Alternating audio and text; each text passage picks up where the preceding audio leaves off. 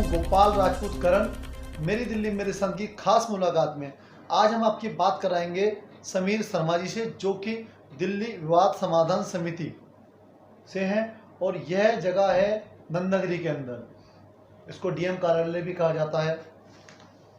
आज ये हमें बताएंगे कि दिल्ली में मध्यस्थता केंद्र की क्यों जरूरत पड़ी, कितनी इसके केंद्र हैं और इससे समाज को क्या क्या लाभ होता है।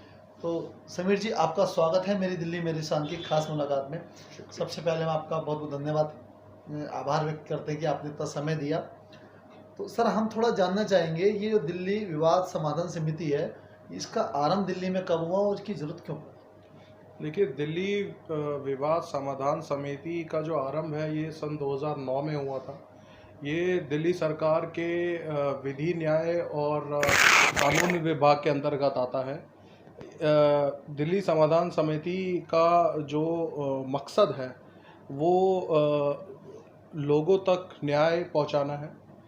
जो जितने भी हमारे आजकल जो आम पब्लिक है उन तक जो भी उनके छोटी छोटी समस्याएं हैं, तो उन समस्याओं को या तो वो पुलिस के पास जाते हैं उसके लिए, और या तो वो अदालत का दरवाज़ा खटखटाते हैं। तो दिल्ली सरकार की ये सोच थी कि क्यों ना कोई ऐसा विभाग या कोई ऐसा प्रकरण बनाया जाए जिससे उन सभी लोगों को कि उनकी डिस्ट्रिक्ट में ही एक ऐसी संस्था बनाई जाए, एक ऐसी जगह दी जाए जिससे कि यहाँ के जो भी सिटीजन्स हैं उनको न्याय मिल सके।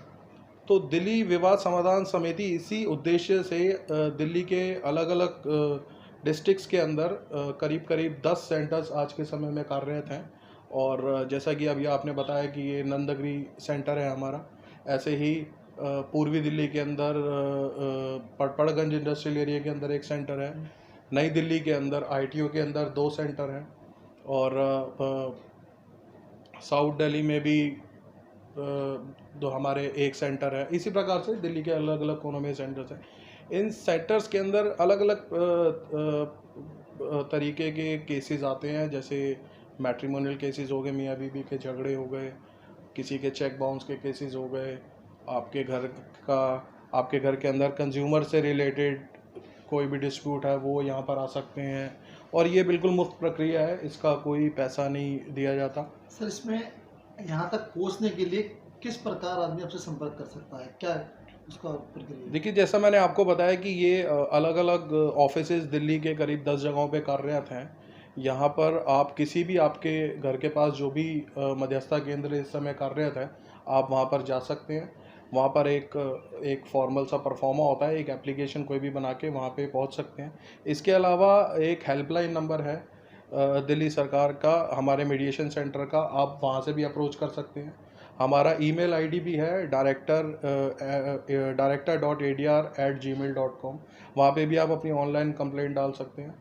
इसके अलावा अभी हमने एक ऑनलाइन पोर्टल स्टार्ट किया है जिससे कि घर बैठे बैठे ही लोगों की समस्या हल हो सकती है, जिसे हमने सहमति प्रोजेक्ट के नाम से स्टार्ट किया है। और उसके ज़रिए लोग घर बैठे बैठे वीडियो कॉन्फ्रेंसिंग के थ्रू या ऑनलाइन पोर्टल के थ्रू, जूम के थ्रू, इन सब के थ्रू अपनी समस्या को घर बैठे ही रिजॉल्व करवा सकते हैं। सर, सबसे बड़ी बात है यहाँ पे जो प्रक्रिया होती है कितने लंबे समय तक की होती है? देखिए, आमतौर पे जो हमारे मीडिएशन एंड कंसेंशल रूल्स है उसके तहत हमारी जो प्रक्रिया है ये करीब 30 दिन से लेकर 90 दिनों के अंदर अंदर होती है। और इस दौरान हमें किसी भी केस को सुन के उसका समाधान निकाल के उसको हल करने का हमारा ये प्रोसेस होता है पूरा। सर, इस यहाँ आने के बाद किसी तरह का जो आपके पास लोग आते हैं कि विवाद में कोई खर्चा होता है उनका? देखिए, ये बिल्कुल मुफ्त प्रक्रिया है, इससे किसी भी प्रकार का कोई शुल्क नहीं लिया जाता है। ये बिल्कुल मुफ्त सरकार द्वारा चलाई गई है। अभी तक इसमें किसी भी प्रकार का कोई शुल्क नहीं लगाया गया है। सर, आप इन्हें कहाँ मानते हैं कि आज इस समाज में ज़रूरत थी और कहाँ तक हम लोग सफल हैं इन चीज़ों को? देखिए, मैं करीब 4 से 5 दिल्ली सरकार के बनाए गए सेंटरों में अभी तक काम कर चुका हूँ। मैं रोहिणी में भी काम कर चुका हूँ और उसके बाद मैं पड़पड़गंज में भी रह चुका हूँ। बहुत सारा एक ऐसा समाज है हमारे खासकर दिल्ली के अंदर, मैं कहूँगा, जो आज भी पुलिस कॉल करने से या फिर कोर्ट में जाने से डरता है। जी लेकिन समस्याएं तो हैं उनकी भी, और उतनी ही है जितनी आपकी या मेरी हो सकती हैं। जी वो लोग शायद मुझे लगता है कि कानूनी प्रक्रिया को अफोर्ड नहीं कर सकते। ना तो उनके पास रोज़ पुलिस स्टेशन में बैठने का समय है, क्योंकि ज़्यादातर आम लोग दिहाड़ी मजदूर हैं या सफाई करने वाले हैं, और ना ही उनके पास वो लोग इतने आर्थिक रूप से सक्षम है कि कोई वकील कर सके और कोर्ट में केस लड़ सके। तो ये जगह उन्हीं के लिए बनाई गई थी, और उन्होंने ही इस जगह को मुझे लगता है कि सफल भी बनाया है। वही लोग यहाँ पर मैं देखता हूँ कि जब सुबह कोई परेशानी में लोग आते हैं और शाम को खुश होकर जाते हैं कि हाँ हमारी परेशानी का हल हुआ, तो हमें लगता है कि शायद ये इस प्रकार के जो संस्था है हमारी, ये सफल हुई है। एक तरफ लोग बहुत भाग दौड़ वाली जिंदगी जी रहे हैं, चारों तरफ आप मेट्रो सिटी का माहौल जान रहे हैं, आप एक पवित्र काम कर रहे हैं, तो लीग से हट के शायद आज से 20 साल पहले ऐसा कुछ नहीं था जैसे कि आपने बताया। तो आज आपको ये ऐसा काम करके भी लोगों को जोड़ना है, तो कैसा महसूस होता है? देखिए, जब कोई भी हमारे पास आता है तो बड़े दुखी मन से और बड़ी परेशानी लेकर आता है, और हमने देखा है कि यहाँ पे अक्सर लोग मुस्कुराते हुए जाते हैं और हंसते हुए जाते हैं। तो हमें लगता है कि यही एक हमारी सबसे बड़ी जीत है कि लोग परेशानी में हमारे पास आने, क्योंकि हमारे पास तो परेशान आदमी ही आएगा, खुशी में तो कोई नहीं आएगा। तो जो परेशानी में हमारे पास आते हैं और उनका जो विवाद है वो सुलझ जाता है, समाधान निकल आता है, और उसके बाद खुशी खुशी जाते हैं, तो हमें लगता है यही हमारी सबसे बड़ी जीत है। दो बहुत महत्वपूर्ण क्वेश्चन कि आपके पास कोई बुजुर्ग भी आते हैं कि उनके लिए भी कुछ विवाद जो सुलझाया जा सकते हैं? देखिए, बुजुर्गों का आम तौर पे जो हम विवाद देखते हैं वो किस प्रकार का होता है? ज़्यादातर जो सीनियर सिटीजन के केसेस होते हैं हमारे, ज़्यादातर जो अपने बेटे और बहू से झगड़े हो जाते हैं, भरण पोषण या खर्चे के कुछ उनके विवाद होते हैं, या जबरन मकान में रह रहे हैं, उनकी मर्जी के बिना लड़ाई झगड़े हो रहे हैं, आमतौर पे इस तरीके के केसेस आते हैं। कुछ सीनियर सिटीजन्स के केसेस हमारे पास पीएफ से रिलेटेड भी आती है, जिनकी ग्रेच्युटी या ईपीएफ ऑफिस के अंदर नहीं निकल पा रही होती है कुछ कारणों से, कुछ ऐसे केसेस भी आते हैं। सीनियर सिटीज़न कई फेडरेशंस है जो हमसे जुड़ी हुई हैं, और वो अपने भी जो उनकी आपस में भी जो उनकी समस्याएं होती हैं वो भी हमें भेजते हैं, और हम उनका भी निवारण करने की कोशिश करते हैं। तो सर, आप बहुत अच्छा काम कर रहे हैं, और हम आपके इस समस्त जो भी आपका प्रक्रिया आज को देखते हुए हम समाज की ओर से आपका आभार व्यक्त करते हैं, और आपने इतना हमें समय दिया उसके लिए मेरी दिल्ली मेरी शान आपका धन्यवाद करता है। मेरी दिल्ली मेरी शान की खास मुलाकात में शामिल होने के लिए समीर जी आपका बहुत बहुत धन्यवाद। शुक्रिया। नमस्कार। तो अब हम दोस्तों किस प्रकार मध्यस्थता केंद्र काम करता है, अब आपको वहाँ लेके चलेंगे। वहाँ पर मध्यस्थता अधिकारी के रूप में मोना जी हैं, जो लोगों की समस्याएं सुन रही हैं। हम आपकी उनसे बात कराएंगे।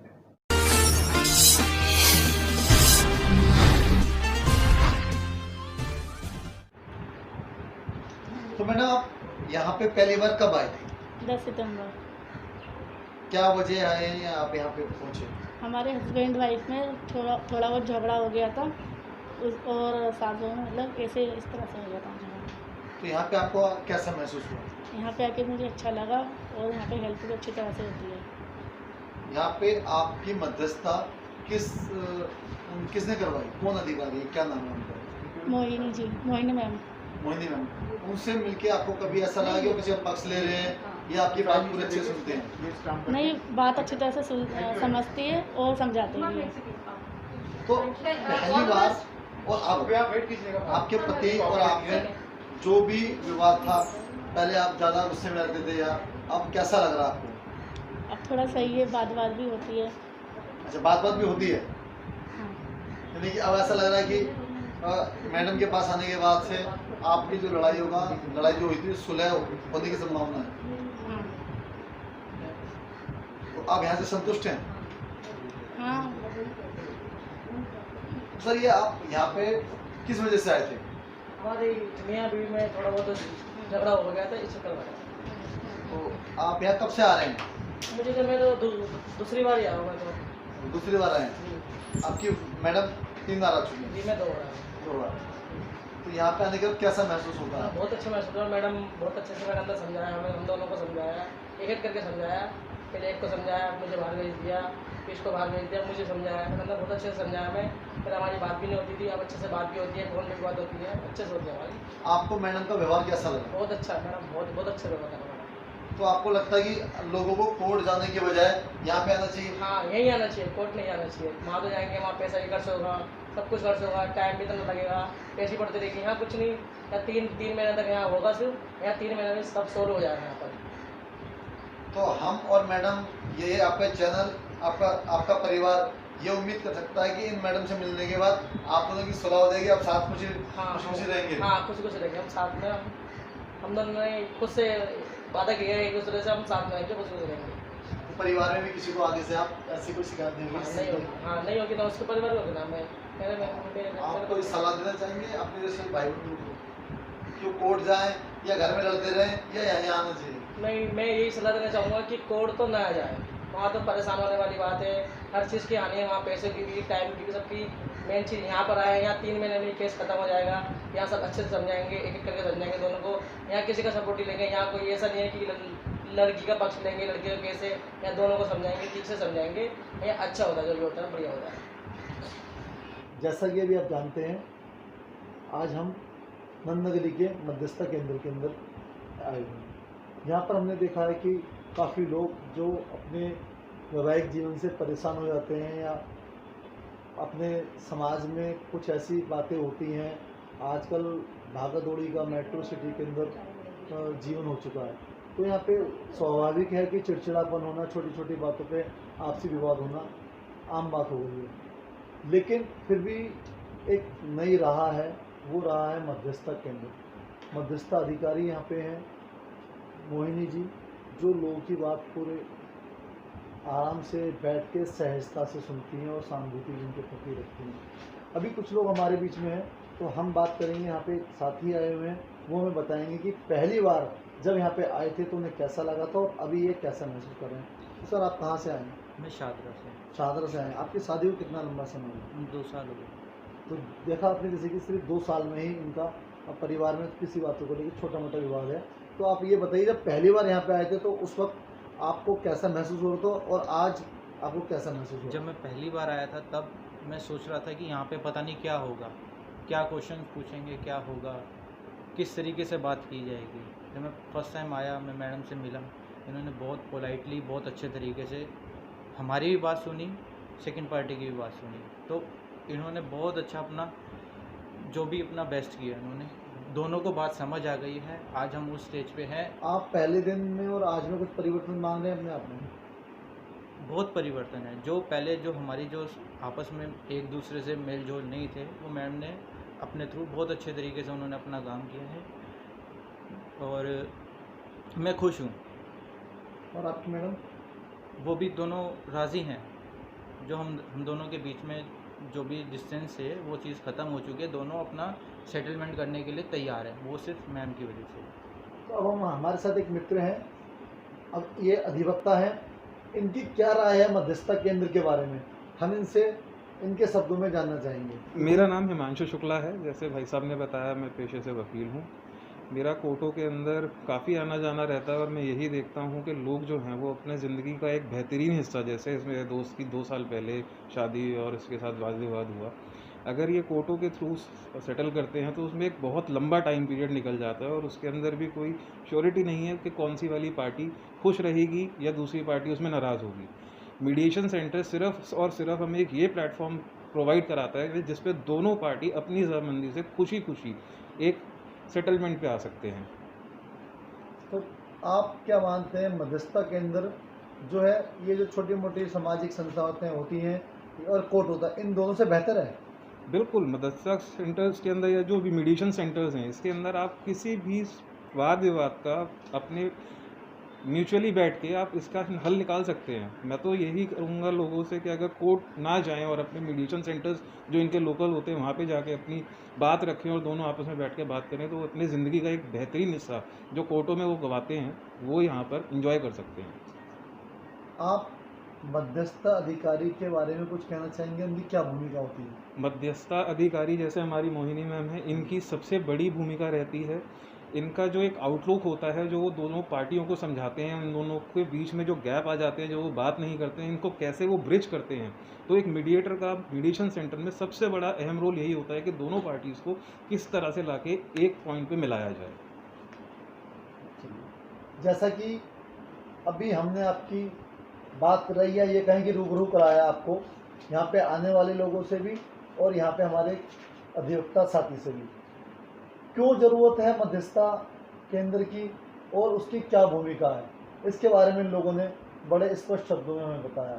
अब हम बात करेंगे यहाँ की जो अधिकारी हैं मोहिनी जी, उनसे बात करेंगे एक ब्रेक के बाद।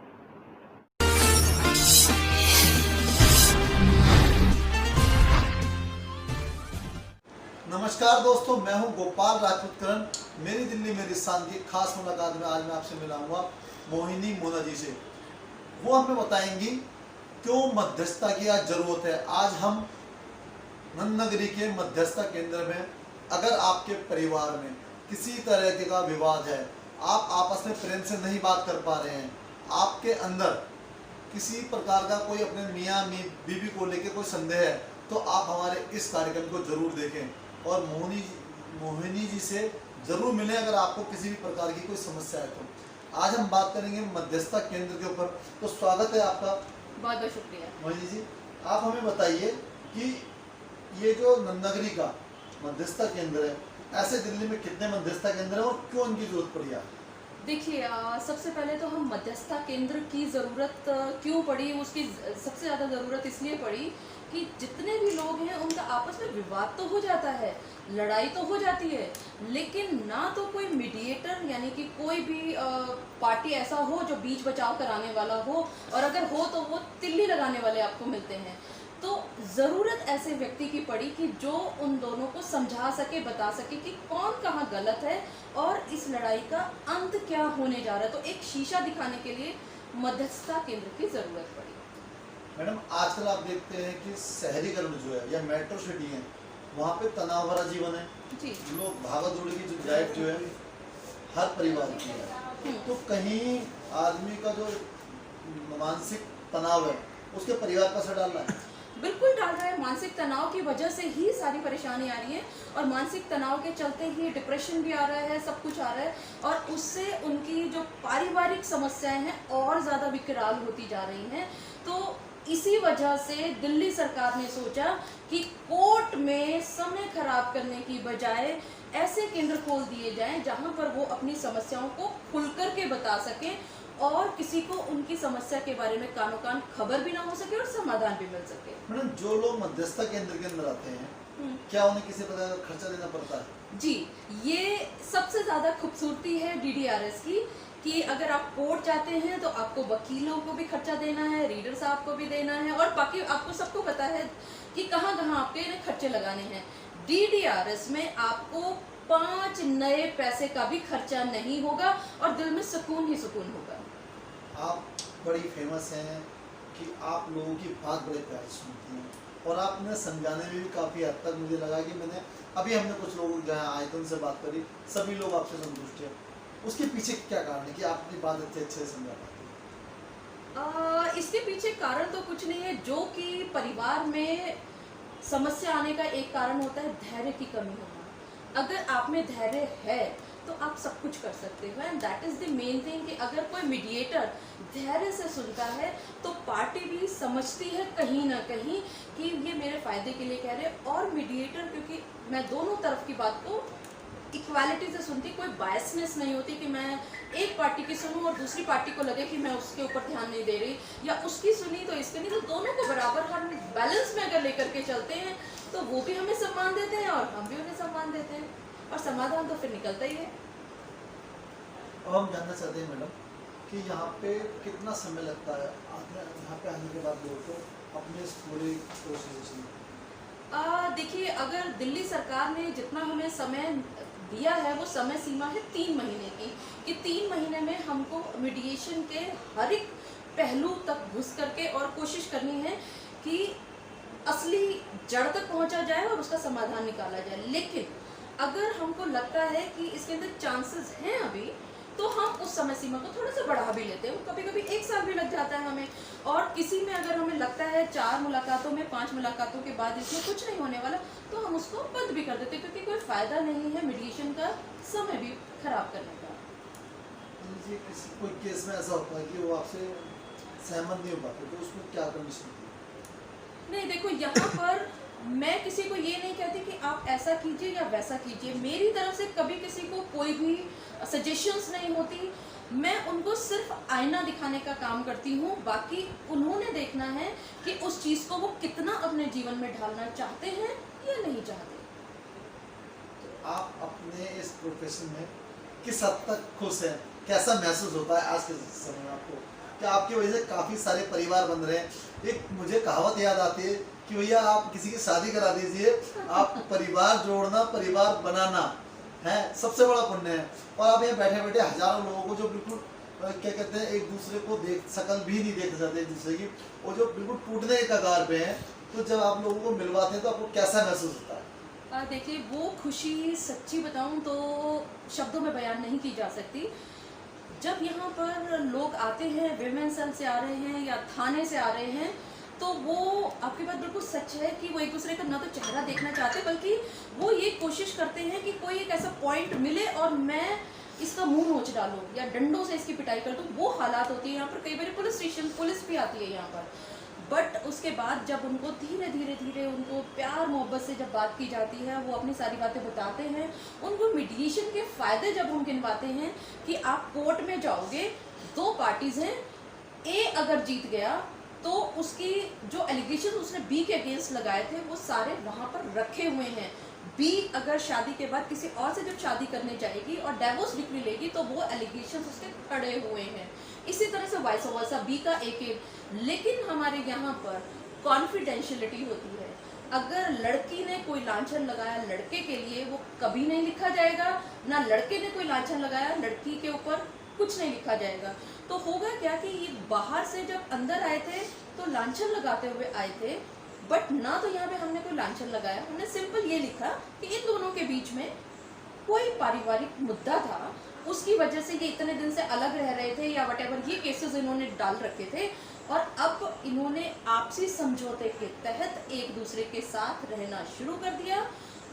खत्म, द एंड। उससे क्या हुआ, 1 सेकंड सर, सॉरी, उससे 2 फायदे हुए। एक तो आपके पैसे बच गए, दूसरा कोई भी आदमी जीता या हारा महसूस नहीं किया। कोर्ट में एक जीतता है, एक हारता है। यहाँ पर दोनों लोग जीतते हुए बाहर जाते हैं कि हमारी लाइफ अब सेटल हो गई। एक बहुत महत्वपूर्ण क्वेश्चन जी सर। वो शायद आपको टच करता है। अक्सर जब हम लोग कुर्सी पे बैठे होते हैं तो हमारे पास एक जिम्मेदारी होती है कि सभी पक्ष की पूरी बात सुनें। जी सर। तो जस्ट लाइक हम गार्जियन या कहें कि मदर या फादर की तरह हम चीज़ों को देखते हैं। कभी कभार जो जिस तरह छोटे बच्चे होते हैं परिवार में कि आप भैया की सुन रहे हो, आप क्या कहते हैं मेरी नहीं सुन रहे मामा, या आप क्या कहते हैं को होता है, तो कभी कभार आपको इन चीज़ों से गुजरना पड़ता है कि कभी लड़की कहती है कि आपने मेरे पति पर ज़्यादा पक्ष ले रहे हैं, या लड़का कहता है कि आप महिला होने की वजह से, तो उस वक्त आपको कैसा महसूस होता है, या ऐसी चीज़ों को सामना करना पड़ता है, ये करना पड़ता भी है या नहीं? ये रोज करना पड़ता है। जितनी बार मैं यहाँ पे बैठती हूँ उतनी बार ये फर्स्ट टाइम में जो आता है वो यही शिकायत लेके जाता है कि जी क्योंकि आपने इसने शिकायत की थी, आपने पहले इसको सुना है, मुझे आपने बाद में सुना। तो वो सब मैं करती रहती हूँ। जैसे आज फर्स्ट मीटिंग थी, आज मैंने लड़की को पहली बार सुन लिया और लड़के को कहा बाहर बैठो, और लड़के को बाद में सुना। जब नेक्स्ट मीटिंग होगी तो लड़के को मैं पहले बुला लूँगी, लड़की को बाद में। तो ऐसे करके थोड़ा सा हम सामंजस्य बिठाने की कोशिश करते हैं, किसी के मन में कुछ बात ना आए। और ऐसा हुआ नहीं है आज तक कि लास्ट में जाकर के किसी ने ये कहा कि इन्होंने इसकी साइड ली या उसकी साइड ली। मेरे लिए दोनों बच्चे बराबर हैं। अच्छा, एक बहुत महत्वपूर्ण क्वेश्चन वो मैं और भी पूछूंगा, लोगों से अक्सर पूछता हूँ, मध्यस्थता केंद्र हो या महिला आयोग हो या ऐसी कोई भी संस्था हो, और खासतौर पे जिस कुर्सी पे एक फीमेल बैठी हो, तो जब कोई लड़का हाथ बांध के जाता है या उसे बुलाया जाता है तो उसको ऐसा लगता है यार यहाँ तो हमारी सुनवाई नहीं होगी, या हमसे पता नहीं कैसा व्यवहार होगा। तो लोगों के दिल में भय टाइप से होता है, भय होता है कि यार हमारे साथ क्या होगा। तो आप उन लोगों के लिए कोई संदेश? देखिए, आप जो कह रहे हैं बिल्कुल सही कह रहे हैं। ये भय हमेशा लड़के को रहता है, क्योंकि वो थाना देख करके आया है जहाँ उसकी कोई सुनवाई नहीं हुई, उसको सिर्फ डांट पड़ी। लड़की को कुर्सी पर बिठाया जाता है, जो लड़कियां आके बताती हैं कि लड़कियों को कुर्सी पे बिठाते हैं और लड़के को खड़ा रखा, या विमेन सेल में गए वहां पर भी ये हुआ, महिला आयोग में गए तो भी ये हुआ। तो कहीं ना कहीं एक भय रहता है लड़के को कि मेरी सुनवाई नहीं होगी, क्योंकि कानून भी यही कहता है, कानून भी ज्यादातर लड़के के फेवर में नहीं है, लड़की के फेवर में है। तो उसी डर को हटाने का हमारा सबसे पहला मकसद ये होता है, लड़के को शांत किया जाए, उसको ये समझाया जाए, उसको कॉन्फिडेंस में सबसे पहले लिया जाए कि आप जो सोच रहे हो ऐसा कुछ नहीं होने वाला। आप क्लियरिटी अगर आप मुझे बताओगे तो हो सकता है बीच का हम लोग कोई रास्ता निकाल सकें और कर सकें। और सबसे बड़ी खूबसूरती हमारी नंद नगरी मीडिएशन सेंटर की यही है कि यहाँ पे हमारे जो एडिशनल डायरेक्टर साहब भी नीचे बैठे हुए हैं, वो भी और हम भी, हम अपनी तरफ से पूरी कोशिश करते हैं कि कोई भी हमारी पार्टी, हमारा कोई भी क्लाइंट, हमारा कोई भी बेनिफिशियरी यहाँ से परेशान होकर के ना जाए। अगर सेटल मुकदमा नहीं हुआ तो कोई बड़ी बात नहीं है, लेकिन हम धैर्य से उसको सुनना चाहते हैं कि एटलीस्ट हम उसको सुन सकें और समझा सकें। तो ये थी हमारे साथ मोहिनी मोना जी, जिन्होंने हमें बताया कि आज के समाज में मध्यस्थता केंद्र की ज़रूरत क्यों है और उसके क्या क्या फ़ायदे हैं। हमें कोर्ट और अन्य किसी संस्था में जाने के बजाय मध्यस्थता केंद्र में विश्वास रखना चाहिए। सबसे बड़ी बात, जहां आज सभी जानते हैं कि आर्थिक स्थिति लोगों की बहुत ख़राब है, या आर्थिक रूप से कोई भी व्यक्ति ऐसा नहीं है जिसके उतार चढ़ाव उसने नहीं देखे, तो उससे भी बचने के लिए अगर आपको ऐसा महसूस होता है कि हम अपने परिवार में दोबारा एक साथ रह सकते हैं, या कोई हमारे बीच ऐसा समझदार व्यक्ति आए जो हमारे विवादों को खत्म करे, तो इनके शब्दों में भी और मेरी दिल्ली मेरी शान भी ये कहता है कि आप एक बार जरूर आइए मध्यस्थता केंद्र में। यहाँ आपको मोहिनी मोना जी जैसे, ये मैं कहता हूँ, मेरी दिल्ली मेरी शान का चीफ एडिटर कहता है, आपको ऐसे अधिकारी मिलेंगे जो आपको एक गार्जियन की तरह, एक माता पिता की तरह समझाएंगे। यहाँ कोई उनकी निगाह में ना ही छोटा है, ना ही कोई बड़ा है, ना ही कोई ऊंचा है, ना ही कोई नीचा है, सब यहाँ बराबर हैं। और यहाँ सबसे बड़ी बात है, सब जीत के जाएंगे, हार किसी की भी झोली में नहीं आएगी। मेरी दिल्ली मेरी शान की खास मुलाकात के लिए मैं गोपाल राजपूत करण देव गुप्ता के साथ आपसे आज यही विदा लेता हूँ। नमस्कार। नमस्कार।